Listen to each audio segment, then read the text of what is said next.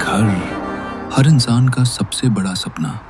ईंट पत्थर से बनी वो चार दीवारें जिनके लिए आदमी अपनी पूरी जवानी, अपना सुकून, अपनी नींद, सब कुछ गिरवी रख देता है। लेकिन क्या हो अगर वो सपना आपकी चौखट पर खुद चलकर आ जाए, बिना किसी कीमत के।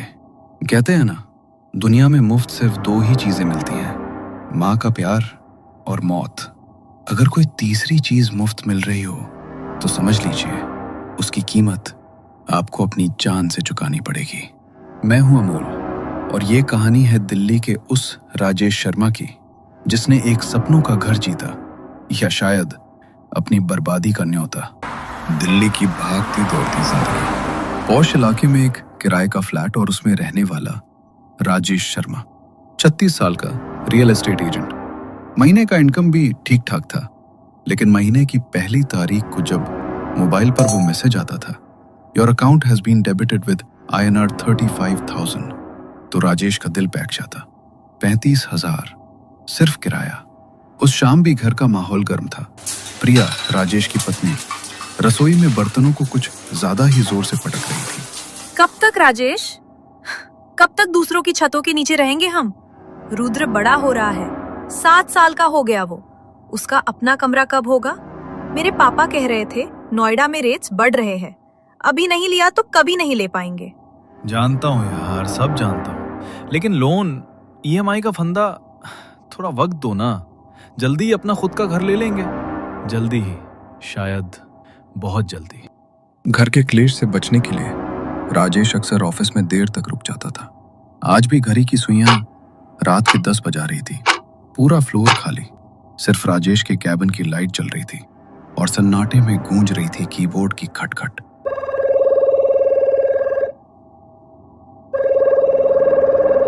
Hello sir, many congratulations. मैं सदाबहार हाइट्स से बोल रही हूँ। सर, आपने हमारी मिलेनियम लकी ड्रॉ में गुरुग्राम सेक्टर 56 में एक fully furnished 3 BHK luxury flat जीता है, वो भी बिल्कुल मुफ्त। राजेश के होंठों पर एक तिरछी मुस्कान आ गई। वो खुद रियल एस्टेट एजेंट था, दिन भर ऐसे स्कैमर से पाला पड़ता था। मैडम, स्क्रिप्ट पुरानी हो गई है। मैं खुद रियल एस्टेट में हूँ। फ्री में तो दिल्ली में सांस भी नहीं मिलती, आप 3 BHK दे रहे हो। चलिए, गुड नाइट। अगली बार किसी बेवकूफ को फोन करना, मुझे नहीं। सर, ये कोई स्कीम नहीं है। 10 लकी विनर्स है, 0 डाउन पेमेंट, 0 EMI, बस रजिस्ट्री पर आपके दस्तखत चाहिए। पोजीशन आज रात से ही मिल सकता है। आज रात से? कौन सा बिल्डर रात के 10 बजे पोजीशन देता है? सुनो, अब अगर फिर फोन किया ना, तो जिस सर्वर से कॉल कर रही हो, ट्रेस करके पुलिस कंप्लेंट कर दूंगा। मेरा नाम राजेश शर्मा है, साइबर सेल में उठना बैठना है मेरा। फोन रख। राजेश शर्मा, फ्लैट नंबर 1301, सदाबहार हाइट्स, टावर C, आपका इंतजार कर रहा है। फोन कट चुका था, लेकिन राजेश के हाथ ठंडे पड़ गए थे, क्योंकि उसने कभी कोई लकी ड्रॉ में हिस्सा नहीं लिया था और सदाबहार हाइट्स नाम का कोई प्रोजेक्ट शायद गुरुग्राम में कहीं था ही नहीं। राजेश ने झुंझलाकर फोन टेबल पर पटक दिया। उसमें पानी का घूंट भरा ही था कि तभी उसके मोबाइल की स्क्रीन जल उठी। एक SMS, प्रिय राजेश, आपके 3 BHK फ्लैट नंबर 404 की चाबी तैयार है, कृपया स्वीकार करें। राजेश ने उस मैसेज को इग्नोर किया और डिलीट बटन दबाया, लेकिन तभी उसके लैपटॉप पर एक नोटिफिकेशन आया, ऑफिस का सिक्योर ईमेल, जिस पर फायरवॉल लगा था, जिसे भेदना नामुमकिन था। Subject, position letter for mister Rajesh Sharma, attachment, death deed. Rajesh को लगा उसने गलत पढ़ा। उसने आंखें मल कर देखा, वहां लिखा था ड्राफ्ट डीड। राजेश के माथे पर पसीना आ गया। ये लोग ऑफिस के सिक्योर नेटवर्क में कैसे घुस गए? तभी ऑफिस के दरवाजे पर किसी ने नॉक किया। इतनी रात को कौन हो सकता है?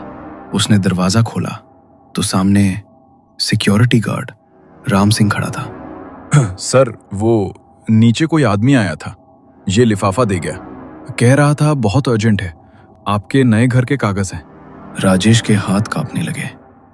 उसने लिफाफा खोला तो अंदर एक गोल्डन कार्ड था, जिस पर उभरे हुए अक्षरों में लिखा था, नए फ्लैट में स्वागत है राजेश।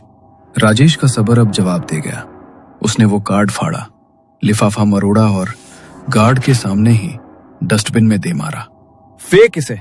और सुन, नीचे अगर कोई भी दिखे तो उसे पकड़ के रखना, मैं आ रहा हूं। राजेश लिफ्ट से नीचे भागा, रिसेप्शन पर पूछा, लेकिन किसी ने कोई आदमी नहीं देखा था। गार्ड राम सिंह भी कसम खा रहा था कि वो आदमी बस पलक झपकते ही गायब हो गया। राजेश का दिमाग सुन्न हो चुका था। उसने अपनी कार की चाबी ढूंढी और लानत, चाबी ऊपर कैबिन में छूट गई थी। वापस ऊपर जाने की हिम्मत नहीं थी। उसने सड़क पर हाथ दिया। एक ऑटो वाला, जो शायद अंधेरे में ही खड़ा था, धीरे से सरकता हुआ उसके पास आया। कहाँ जाना है साहब? वसंत कुंज, जल्दी चलो। ऑटो वाला अजीब था। उसने पीछे मुड़कर नहीं देखा, बस गाड़ी दौड़ा दी और इतनी तेज दौड़ा दी कि हवा राजेश के चेहरे को थप्पड़ मारने लगी। रास्ता सुनसान था। स्ट्रीट लाइट्स एक एक करके पीछे छूट रही थी। अरे भाई, मरने का इरादा है क्या? धीरे चला, मीटर देख, 80 पार कर रहा है तू। ऑटो वाले ने कोई जवाब नहीं दिया, लेकिन राजेश ने देखा ऑटो का मीटर बंद था और डैशबोर्ड पर भगवान की मूर्ति की जगह एक छोटा सा घर का मॉडल रखा था, हूबहू वैसा ही जैसा उस ईमेल वाली फोटो में था। राजेश को अब घबराहट होने लगी। मैंने कहा गाड़ी रोक, मुझे यहीं उतरना है। ऑटो वाले ने राजेश की बात सुनकर रियर व्यू मिरर में अपनी आंखें ऊपर उठाई और राजेश की तरफ देख के अजीब सी मुस्कान दी। घबरा क्यों रहे हो राजेश बाबू? अब घर के किराए की टेंशन खत्म। अब तो आपका अपना फ्लैट है, अपना घर। राजेश के जिस्म का सारा खून जम गया। उसकी आवाज गले में अटक गई। ये सब तुझे कैसे पता? ऑटो वाला धीमे से पलटा। उसका चेहरा अंधेरे में था, बस उसके दांत चमक रहे थे। हम तो बस सवारी को मंजिल तक पहुंचाते हैं साहब, और आपकी मंजिल सेक्टर 56, फ्लैट नंबर 404 है। चाबी ले लेना साहब, वरना पछताओगे। उसने अपना हाथ पीछे किया। उसके हाथ में वही गोल्डन कार्ड था जिसे राजेश ने 10वीं मंजिल पर फाड़कर डस्टबिन में डाला था। राजेश चीखा और चलती ऑटो से कूदने के लिए दरवाजा खोलने की कोशिश करने लगा, लेकिन दरवाजा लॉक था। राजेश उस ऑटो में कैद था और वो ऑटो उसे कहां ले जा रहा था, ये कोई नहीं जानता था। लेकिन सवाल ये है कि जिस फ्री फ्लैट का ऑफर राजेश ठुकरा चुका था, उसका एग्रीमेंट आखिर साइन किसने किया? क्या ऑटो वाला राजेश को उसके नए घर लेकर जा रहा है? जानने के लिए देखते रहिए once upon a time horror stories की ये कहानी। और दोस्तों, कहानी अच्छी लगी हो तो लाइक, सब्सक्राइब और शेयर करना ना भूले। राजेश के दिमाग की नसें फट रही थी। ऑटो वाले की वो आंखें और वो मनहूस मुस्कान देखकर राजेश का खून खौल गया। उसने आव देखा न ताव। वो पीछे की सीट से आगे की तरफ झपटा और ऑटो का हैंडल को दाईं तरफ घुमा दिया। ऑटो डिवाइडर से टकरा कर पलटा। झटका इतना जोरदार था कि राजेश सड़क पर जा गिरा, लेकिन दर्द महसूस करने से पहले ही वो उठा और लड़खड़ाते हुए ड्राइवर की तरफ भागा। ड्राइवर अभी भी ऑटो के अंदर फंसा हुआ था। राजेश ने उसका कॉलर पकड़ा और उसे बाहर घसीट लिया। कौन है तू? बोल, किसका आदमी है? मेरी सुपारी लिए क्या? राजेश ने एक मुक्का उसके जबड़े पर मारा, फिर दूसरा। उसका गुस्सा 7वें आसमान पर था, लेकिन वो भूल गया था कि सड़क पर ऑटो वाले अकेले नहीं होते, उनका एक भाईचारा होता है। आसपास खड़े कुछ और ऑटो वाले और राहगीर वहां जमा हो गए। उन्हें बस इतना दिखा कि एक सूट बूट वाला आदमी एक गरीब ऑटो वाले को पीट रहा है। ए भाई, क्या कर रहा है? क्यों मार रहा है उसे? छोड़, मैं कहता हूँ छोड़ दे उसे। किसी ने पीछे से राजेश के सिर पर डंडा मारा। राजेश की आंखों के सामने चिंगारियां नाच गई। वो पलटा, लेकिन तब तक भीड़ उस पर टूट पड़ी थी। घूंसे, लात, डंडे। राजेश चिल्लाता रहा, ये फ्रॉड है, ये मुझे किडनैप कर रहा था। लेकिन भीड़ बहरी होती है। वो तब तक मारती रही जब तक राजेश का शरीर सुन्न नहीं हो गया। राजेश के सामने अंधेरा छा गया, गहरा अंधेरा। और फिर एक बीप की आवाज से राजेश ने आंखें खोली। सब कुछ धुंधला था। वो अस्पताल के आईसीयू में था। सिर पर पट्टियां, पैर में प्लास्टर और शरीर में अनगिनत नलियां। सामने उसकी पत्नी प्रिया बैठी थी, आंसू पोंछती हुई। राजेश, होश आ गया? हे भगवान, मैं तो डर ही गई थी। पुलिस वाले कह रहे थे कि रोड रेस का केस है। वो तो शुक्र है तुम्हारी जान बच गई। 2 हफ्ते के बाद राजेश को अस्पताल से डिस्चार्ज मिल गया। एक दोपहर जब राजेश अपने टूटे पैर को लेकर सोफे पर लेटा था। दरवाजे की घंटी बजी। प्रिया ने दरवाजा खोला। एक डिलीवरी बॉय खड़ा था जिसके हाथ में एक बड़ा खूबसूरत लाल गुलाबों का गुलदस्ता था। नमस्ते मैडम, राजेश सर के लिए पार्सल है। प्रिया गुलदस्ता लेकर अंदर आई। राजेश, देखो शायद ऑफिस वालों ने भेजा है गेट वेल सून के लिए। राजेश ने बेमन से गुलदस्ता लिया। फूलों के बीच एक काला लिफाफा था। उसने लिफाफा खोला। अंदर कोई नाम नहीं था, बस एक लाइन लिखी थी, मैं तुम्हारे साथ हूं, तुम्हारी मौत तक, तुम्हारा फ्लैट वाला। राजेश के हाथ से लिफाफा गिर गया। उसने गुस्से में वो गुलदस्ता उठाया और पूरे जोर से दीवार पर दे मारा। कौन है ये? क्यों मेरे पीछे पड़ा है? प्रिया घबरा गई।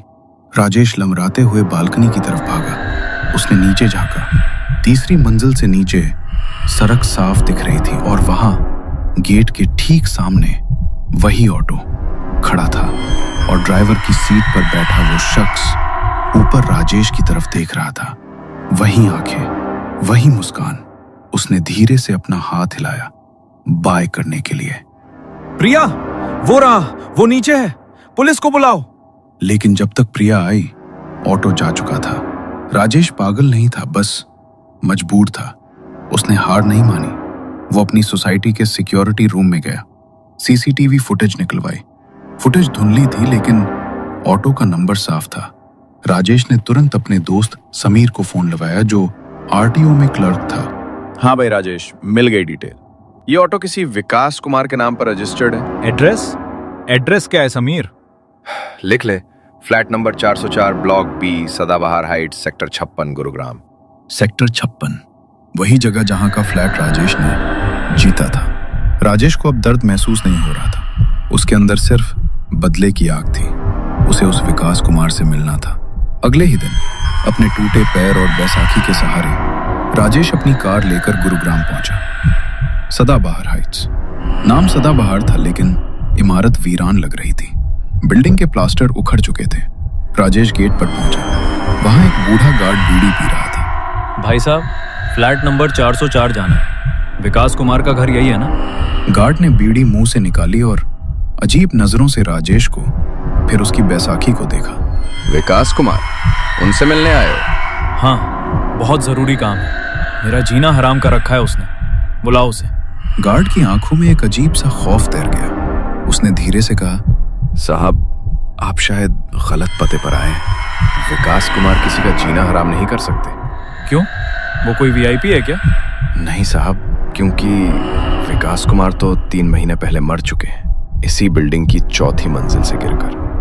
फ्लैट नंबर 404 तब से खाली पड़ा है, सील बंद है। ये सुनते ही राजेश के पैरों तले से वो बची कुची जमीन भी खिसक गई। अगर विकास 3 महीने पहले मर चुका है तो वो ऑटो कौन चला रहा था? वो गुलदस्ता किसने भेजा? तभी राजेश का फोन बजा। डिस्प्ले पर नाम फ्लैश हुआ, विकास कॉलिंग। क्या राजेश उस फोन को उठाएगा? और अगर विकास मर चुका है तो राजेश का पीछा करने वाला वो ऑटो वाला आदमी कौन है? और फ्लैट नंबर 404 का आखिर क्या राज है? जानने के लिए देखिए फ्लैट नंबर 404 कहानी का अगला एपिसोड। पिछले एपिसोड में आपने देखा दिल्ली का एक आम real estate agent Rajesh Sharma, जो अपना खुद का घर का खरीदने का सपना पूरा नहीं कर पा रहा था। एक रात ऑफिस में देर तक काम करते वक्त उसे एक अनजान कॉल आई। कांग्रेचुलेशंस, आपने गुरुग्राम सेक्टर 56 के सदाबहार हाइट्स में फुली फर्निश्ड 3 BHK फ्लैट बिल्कुल मुफ्त जीत लिया है। 0 डाउन पेमेंट, 0 EMI, बस दस्तखत चाहिए। राजेश ने इसे स्कैम समझकर ठुकरा दिया, फोन काट दिया। लेकिन थोड़ी ही देर में बिल्डिंग का गार्ड गोल्डन कार्ड लेकर आया जिस पर उभरे हुए अक्षरों में लिखा था, स्वागत है घर में राजेश। उसने उसे फाड़कर कचरे में फेंक दिया, लेकिन वो कार्ड वापस उसके हाथ में आ गया, एक रहस्यमयी ऑटो ड्राइवर के हाथों। वो ऑटो वाला राजेश को जबरदस्ती उसी फ्लैट नंबर 404 की तरफ ले जा रहा था और उस ड्राइवर ने राजेश को ऑटो में लॉक कर दिया था। उसने हिम्मत दिखाई, स्टीयरिंग छीनी, ऑटो क्रैश कर दिया और ड्राइवर को पीटने लगा। लेकिन भीड़ ने गलतफहमी में राजेश को ही पीट पीट कर अधमरा कर दिया। अस्पताल से छूटने के 2 हफ्ते बाद भी परेशानी खत्म नहीं हुई। गेट वेल सून के नाम पर लाल गुलाबों का गुलदस्ता आया जिसमें लिखा था, मैं तुम्हारे साथ हूं, तुम्हारी मौत तक, तुम्हारा फ्लैट वाला। राजेश बालकनी से नीचे झांका तो वही ऑटो खड़ा था। वही ड्राइवर ऊपर देखकर हाथ हिला रहा था। राजेश ने ऑटो का नंबर ट्रेस करवाया। आरटीओ से पता चला गाड़ी का मालिक विकास कुमार, पता फ्लैट नंबर 404, सदाबहार हाइट्स, सेक्टर 56, गुरुग्राम। राजेश बदले की आग लिए बैसाखी देखते हुए पहुंचा सदाबहार हाइट्स। मां चौकीदार ने बताया, विकास तो 3 महीने पहले इसी बिल्डिंग की 4थी मंजिल से गिरकर मर चुका है। फ्लैट 404 तब से खाली और सील है। और ठीक उसी पल राजेश का फोन बजा। स्क्रीन पर नाम चमक रहा था, विकास कॉलिंग। अब आगे। राजेश जैसे ही फोन उठाने गया, फोन कट हो गया। गार्ड ने विकास के बारे में बताते हुए कहा, साहब, विकास कुमार बहुत सीधे सादे इंसान थे। उन्होंने फ्लैट लेने के लिए अपनी पुश्तैनी जमीन, बीवी के गहने सब बेचकर इस फ्लैट को खरीदा था। फ्लैट लेने के बाद पोजीशन वाले दिन पता चला कोई धोखेबाज ने उनके नाम पर नकली कागजात बनाकर 40 लाख का लोन ले लिया था। बैंक वाले रोज घर पर आते, कोर्ट के नोटिस आते, रिश्तेदार भी मुंह फेरने लगे थे। विकास इन सब चीजों से टूट गया था। एक रात फ्लैट 404 में ही उसने पंखे से लटक कर जान दे दी। उसकी बीवी ने बच्चों को खाने में जहर मिला दिया, फिर खुद भी खा लिया। एक ही रात में पूरा परिवार खत्म। तब से ये फ्लैट सील पड़ा है, लेकिन लोग कहते हैं रात को 4थी मंजिल पर रोने की आवाज आती है। गार्ड की बातें सुनकर राजेश सन्न रह गया। उसकी बैसाखी हाथ से फिसलकर जमीन पर गिर पड़ी, क्योंकि उसे अब याद आ रहा था उस रात ऑफिस में जो कॉल आई थी वो मुफ्त फ्लैट जीतने की थी ही नहीं, बल्कि कोई उसे उस फ्लैट नंबर 404 में बुला रहा था। राजेश पागलों की तरह गाड़ी भगाता हुआ वापस दिल्ली अपने घर पहुंचा। उसके दिमाग में बस एक ही बात थी कि इस मुसीबत से कैसे बचा जाए। वो घर पर आकर बैठा ही था, तभी दरवाजे की घंटी बजी। राजेश का दिल धक से रह गया। उसने डरते डरते आई होल से देखा। बाहर कोई भूत नहीं, उसका बचपन का दोस्त और बिजनेस पार्टनर अमित खड़ा था। राजेश ने दरवाजा खोला। अरे भाई राजेश, क्या शेर की तरह मौत को चकमा दे के आया तू। वेलकम बैक यार। बस यार, दुआओं का असर है। तू बता कैसा है? मैं तो बहुत बढ़िया हूँ भाई, और तेरे लिए एक खुशखबरी लाया हूँ। क्या? कैसी खुशखबरी? जल्दी बोलना, सस्पेंस मत बना। वो सब बाद में बताता हूँ यार, पहले 120 छुट्टे दे दे। नीचे ऑटो वाला खड़ा है, मैंने कहा था रोक अभी आता हूँ। मेरे पास सिर्फ 500 की नोट है। राजेश ने रुद्र को आवाज लगाई। रुद्र बेटा, जरा नीचे जाके ऑटो वाले अंकल को पैसे दे आओ। रुद्र ने पैसे लिए और लिफ्ट की तरफ भागा। राजेश और अमित सोफे पर बैठे चाय पीने लगे। अमित ने एक मोटा लिफाफा निकाला और राजेश की गोद में रख दिया। तेरी 20 लाख की पेमेंट, डील फाइनल हो गई। ठीक उसी पल राजेश का फोन बजा। स्क्रीन पर नाम चमक रहा था, विकास। राजेश का चेहरा एकदम सफेद पड़ गया। उसने कांपते हाथों से कॉल रिसीव किया। हेलो। पैसे मिल गए ना राजेश? चल अब हिसाब बराबर करते हैं। कौन बोल रहा है? तेरा बेटा रुद्र अभी अभी मेरे पास आया है। बहुत प्यारा बच्चा है। राजेश का दिल जोर से धड़का। उसका गिलास हाथ से फिसलकर फर्श पर गिर गया। मेरे बेटे को कुछ मत करना, जो कहोगे करूंगा मैं। राजेश बैसाखी टेकते लड़खड़ाते हुए बालकनी की तरफ भागा। रेलिंग से नीचे झांका। सड़क सूनी थी, न कोई ऑटो था, न अमित का कोई इंतजार कर रहा था, और ना ही रुद्र कहीं दिख रहा था। रुद्र बेटा, कहाँ है तू? फोन पर वही आवाज फिर गूंजी।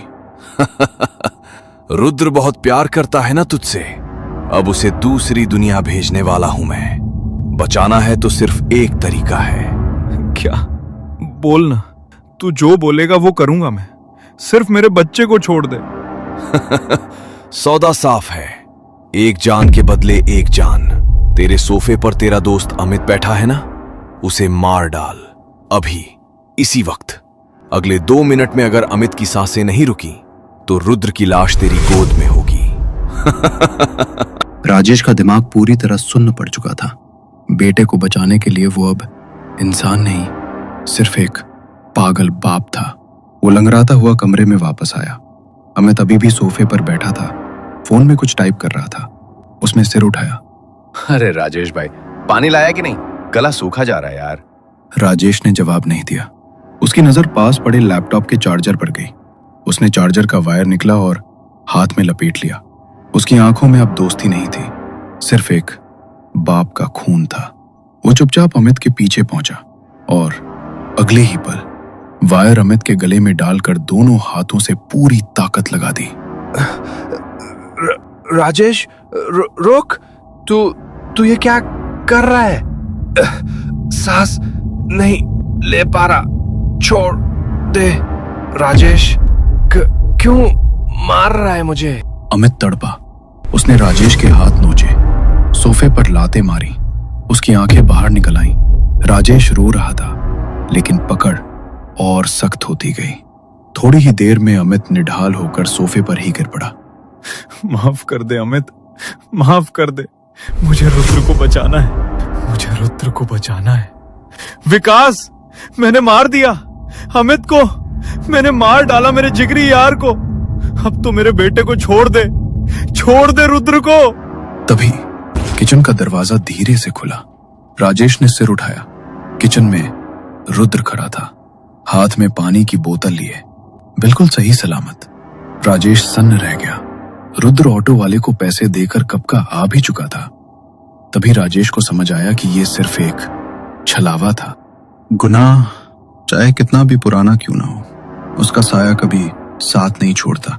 हम अक्सर सोचते हैं कि अगर कोई देख नहीं रहा तो हम बच गए, लेकिन हमारी अपनी रूह सब देख रही होती है, और जब वो गवाही देती है तो इंसान को पागल कर देती है। मैं हूं अमोल और ये कहानी है दिल्ली के दो दोस्तों, राजेश और अमित की, जिन्होंने दौलत तो बहुत कमाई, लेकिन उस दौलत में कफन की महक थी। दोस्तों, अब तक की कहानी अगर आपको अच्छी लगी हो तो प्लीज लाइक, शेयर और सब्सक्राइब जरूर करिए। बेल नोटिफिकेशन आइकन पर क्लिक करना ना भूलिए। तो चलिए जानते हैं कि उस ऑटो वाला विकास राजेश के पीछे क्यों पड़ा था, क्यों उसने अमित का खून विकास के हाथों करवाया। राजेश ने सारी हकीकत रुद्र और उसकी पत्नी प्रिया को बताई। उन्होंने अमित की लाश को ठिकाने लगाने का प्लान बनाया। रात 11 बज चुके थे। सड़क पर एक भी गाड़ी नहीं थी। राजेश और प्रिया कार से नीचे उतरे और डिक्की खोली। राजेश, जल्दी करो, किसी ने देख लिया तो सब खत्म। राजेश ने डिक्की बंद की। धराओ। दोनों ने मिलकर लाश को उठाया। पैर लड़खड़ा रहे थे। वो लोग एक पुराने कंस्ट्रक्शन वाले गड्ढे तक पहुंचे। यहीं डालो, नीचे। मुझे मजबूर किया गया था प्रिया, मैं नहीं चाहता था ये सब। राजेश, कृपा करके चुप हो जाओ अब। पहले इस लाश को ठिकाने लगाते हैं। लाश गड्ढे में गिरी। धम की आवाज हुई। राजेश फावड़े से मिट्टी डालने लगा। उसकी आंखों से आंसू टपक रहे थे।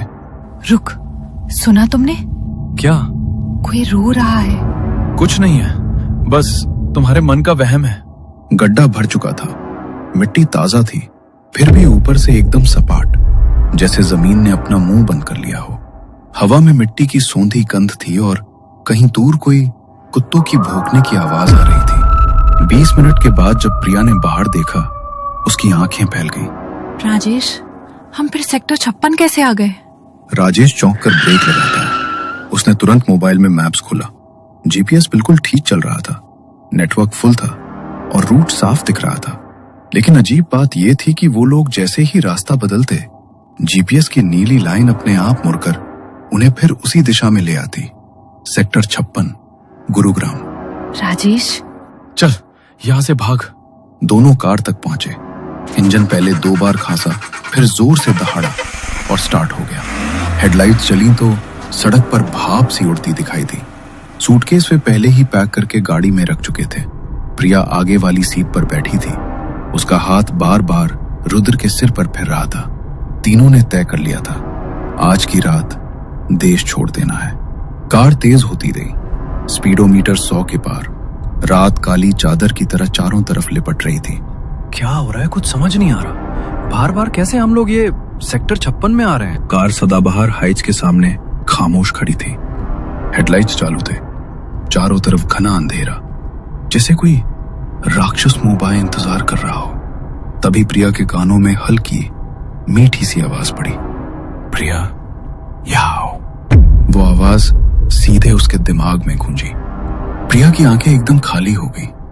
उसने धीरे से कार का दरवाजा खोला। प्रिया, क्या कर रही है? रुक! प्रिया ने जवाब नहीं दिया। वो चलने लगी, सीधी सदाबहार हाइट्स की तरफ। उसके कदम बिना हिचके सदाबहार हाइट्स की तरफ बढ़ रहे थे। राजेश कार से बाहर निकलने ही वाला था कि अचानक क्लिक की आवाज हुई। सीट बेल्ट अपने आप कस गया, दोनों तरफ, रुद्र का भी। अरे ये क्या? खोल ना! वो जितना खींचता सीट बेल्ट उतना ही कसता जाता। रुद्र डर के मारे रोने लगा। राजेश की आंखों से आंसू निकल आए। वो प्रिया को देखता रहा जो अब इमारत के अंदर जा चुकी थी। प्रिया, रुक जा! प्रिया! अचानक क्लिक, सीट बेल्ट ढीला पड़ा। राजेश दरवाजे को धक्का देकर बाहर गिरा।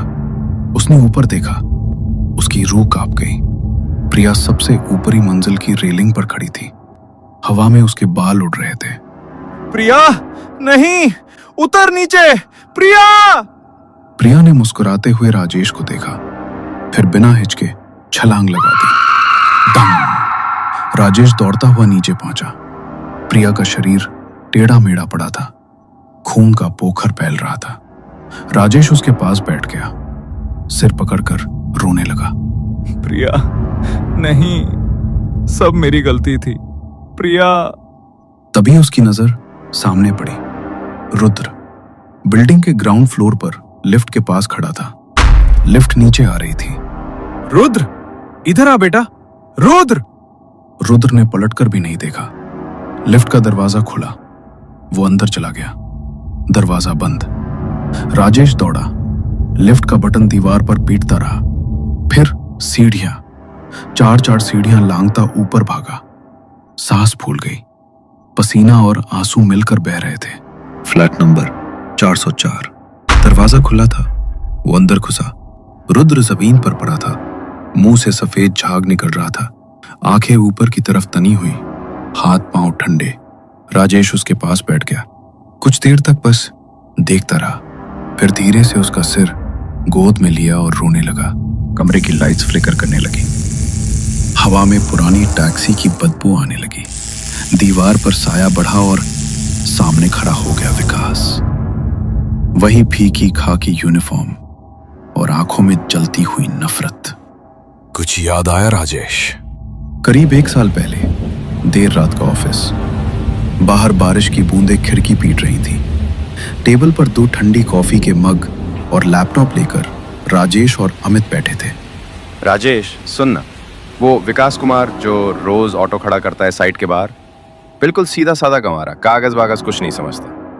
अभी अभी उसने फ्लैट बुक किया है, पोजीशन भी नहीं मिला, टाइम एकदम परफेक्ट है। हाँ, मैंने देखा है, रोज सुबह शाम वहीं खड़ा रहता है। पैसे तो उसने जमा कर ही लिए होंगे, कम से कम 35-40 लाख तो होंगे ही। बस वही तो बात है। हम एक नकली पोजीशन लेटर बना देंगे, बिल्डर के लेटर हेड पर स्टैम्प, साइन सब मैच, और एक ड्राफ्ट डीड भी तैयार कर लेंगे। पता वही लिखेंगे, फ्लैट 404 सदाबहार हाइट्स। लेकिन यार, अगर कहीं पकड़े गए तो? अरे पकड़ा कौन जाएगा? विकास को तो पता भी नहीं चलेगा कि उसके नाम पे कुछ हुआ है। हम बैंक में लोन अप्लाई कर देंगे उसके नाम से, ऑनलाइन वेरिफिकेशन होगी, पोजीशन लेटर दिखा देंगे, पैसे सीधा हमारे अकाउंट में। और EMI? EMI भी उसी के नाम पे। बैंक को लगेगा ग्राहक ने खुद लोन लिया है। विकास जाएगा भर बिल्डर के चक्कर काटने, कहेगा मुझे पोजीशन नहीं मिल रहा। बिल्डर बोलेगा हमने तो दे दिया, बैंक बोलेगा लोन तो चल रहा है। तीनों आपस में लड़ते रहेंगे। वो बेचारा कुछ समझ ही नहीं पाएगा। मतलब हम 40 लाख साफ ले लेंगे और वो बंदा EMI भरता रहेगा, या भर नहीं पाया तो रिकवरी वाले उसके घर पहुंच जाएंगे। एग्जैक्टली, हमारा नाम कहीं नहीं आएगा। तू बस बिल्डर की मेल आईडी स्पूफ करके वो पोजीशन लेटर भेज दे, बाकी मैं बैंक वालों को मैनेज कर लूंगा। ठीक है, कर लेते हैं। एक मेल, एक लेटर, बस फिर जिंदगी सेट। डन भाई, डन। दोनों हंस पड़े। उनकी हंसी ऑफिस की खाली दीवारों से टकराई। उन्हें पता नहीं था कि यही हंसी एक दिन किसी के गले की फांसी बन जाएगी। तेरी वजह से मेरा पूरा परिवार मर गया। बीवी ने बच्चों को जहर दे दिया, खुद फांसी लगा ली। मैंने तुझे जिंदा इसलिए रखा था कि तू भी देखे अपने बच्चे को, अपनी बीवी को अपनी आंखों के सामने मरते हुए। राजेश ने सिर उठाया। उसका चेहरा टूट चुका था। विकास, मैं तेरा गुनहगार हूं, जो मर्जी सजा दे दे, मेरा रुद्र चला गया, मेरी प्रिया चली गई। अब जीने का कोई मतलब नहीं बचा। मार दे मुझे, बस मार दे। विकास ने कुछ नहीं कहा, बस एक बार आंखों में देखा। राजेश की आंखें खाली हो गईं। वो धीरे से खड़ा हुआ, जैसे कोई धागा उसे खींच रहा हो। उसने अपनी बेल्ट निकाली, कुर्सी खींची, पंखे में फंदा बांधा, गले में लूप डाला, फिर कुर्सी को धीरे से लात मारी।